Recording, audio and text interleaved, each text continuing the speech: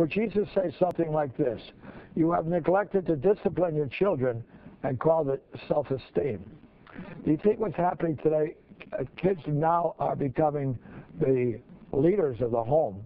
They have all the power, and the parents are losing the power. And because of the lack of discipline, these kids do whatever they please. And they kept the score. I remember when I was at St. Stan's, I was standing around with kindergarten parents, and they said, "You're going to see my son. He ruled the roost in my house." I said, "Well, he's not going to make it in kindergarten then, because there's 29 other kids who ruled the roost. So there's only one top man, we call him Jesus Christ, and no one else in kindergarten." And you see that our problems in the school, many of them, we find them right in kindergarten, because the children do not have any discipline. And they say, "Well, you can't discipline a child because he's going to have a low self-esteem." Well, I still remember my father at 7 years old. I got whacked. And that helped my self-esteem, because it knocked out my pride and opened the door for a little humility. Yes, self-esteem depends on the amount of humility you have, not on the amount of pride you have. Pride really destroys self-esteem. Humility opens the door to a healthy self-esteem, recognizing that you do depend on God, and you depend on others, and you're not the king of the world. You have abused power and called it politics. You know, there are a lot of men that I know in politics who come from a very humble background, and they're living in $1 million mansions. And you look at our presidential candidates.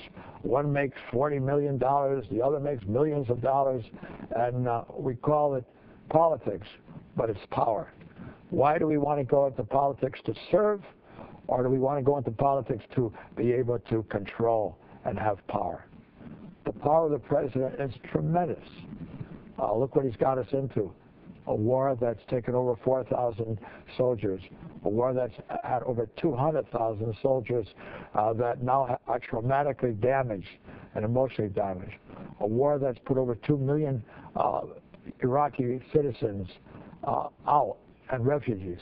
A war that's killed so many Catholics and destroyed the Catholic Church. Yes, it was a matter of power, not a matter of service. And do most politicians go into politics for service, or they go into politics for power? And to my mind, it's control and power. When you look at the Pope, he's called to be the servant of the servants of the world. When he came over to the United States, I think I was impressed, and most of you are impressed too. But there's a difference between politics and power. And I feel people are in there more for power, not for service. There aren't too many people coming out of White House on the welfare roll after they leave. No, there aren't too many. So what would Jesus say? You have used power and called it politics. Would Jesus say you have coveted the possessions of the poor and called it ambition? You know, we were talking about the big wall down at Mexico and the border of the United States. Well, I was talking to somebody who's building that wall. And I was telling him that, why is it that so many, that's a joke, I call it the Berlin Wall. I have a ladder 15 feet tall that gets to the roof of the church. That ladder is long enough to get me over the wall. And just like in the Gaza, they blew down the wall so that people could go shopping over at Egypt. It's just going to be a matter of time before this wall is going to be blown up. Or you're going to have ladders all over the place, all over the 600 miles, whatever it is.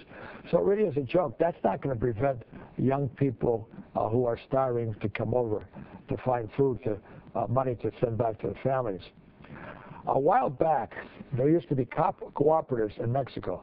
In other words, the three of the men who are running these cameras right now, and all of us would own this land, and would be tilling this land and raising food.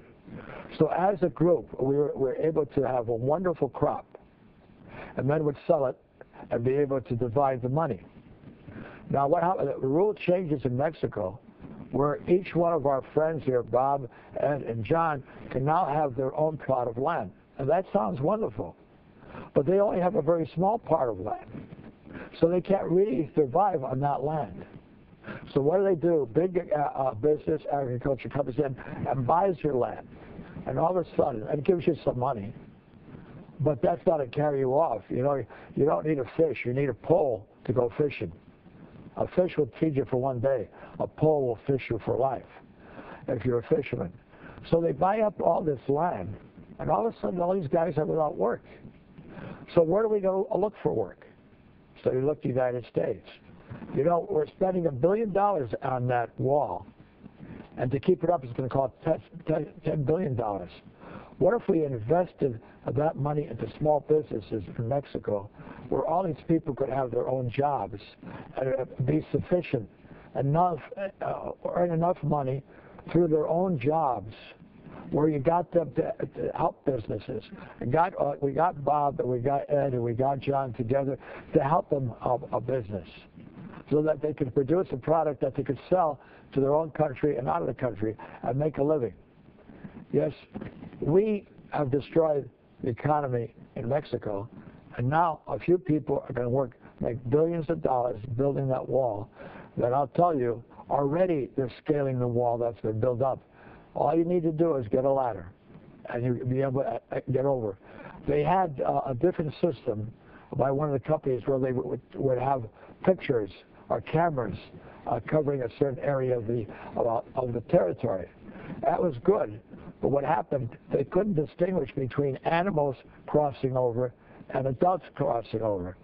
So the experiment really bogged down, and they discontinued it, and now they decided to put up the Berlin Wall. I call it the Berlin Wall.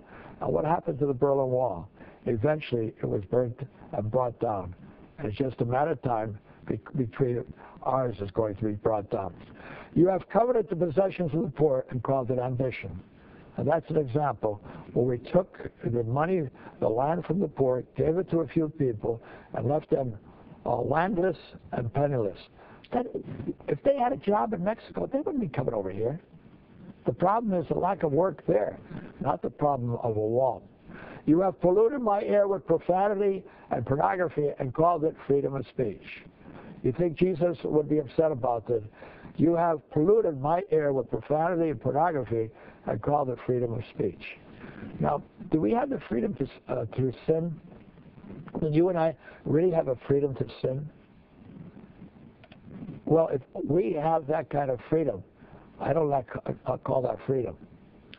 Freedom, true freedom, is based on faith. And we're not free if we're not living the commandments of God. The 10 commandments of God make us free. When we stop living the 10 commandments of God, then we lose our freedom.